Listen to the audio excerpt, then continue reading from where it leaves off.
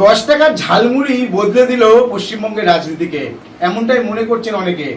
আমরা এই মুহূর্তে আছি শ্রীরামপুর সাংগঠনিক জেলার যিনি সভাপতি সুমন ঘোষ, দেখতে পাচ্ছেন যে ঝালমুড়ি খেয়ে সেলিব্রেশন করছে। অর্থাৎ এই যে পরিবর্তন, ঝালমুড়ি দিয়ে পরিবর্তন হয়েছে এমনটাই মনে করছেন। এখানে দেখতে পাচ্ছেন সমস্ত যারা আছে কর্মীরা, তারা এসেছেন, স্লোগান দিচ্ছেন এবং এই যে জয় জয় এখানে উল্লাস করছেন।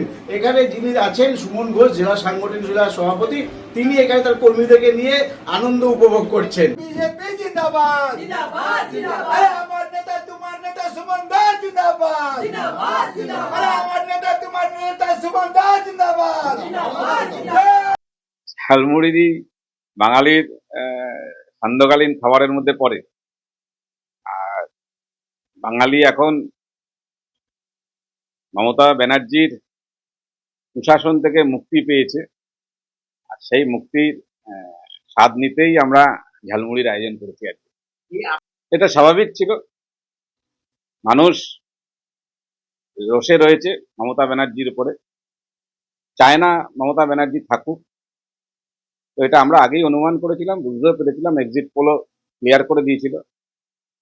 তো এই জয় পশ্চিমবঙ্গের মা বোনেদের উপর যেভাবে নির্যাতন করেছে তৃণমূল, সেই মা বোনেদের জয়।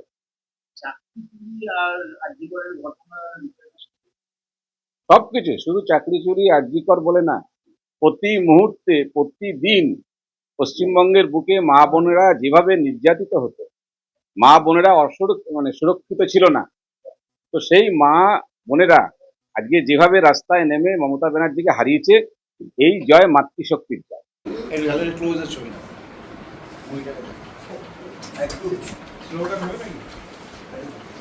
জয় শ্রীরাম জয় শ্রীরাম ভারত মাতা কি জয় ভারত মাতা কি জয় ভারত মাতা কি জয় জয় শ্রীরাম জয় শ্রীরাম জয় জয় শ্রীরাম জয় শ্রীরাম।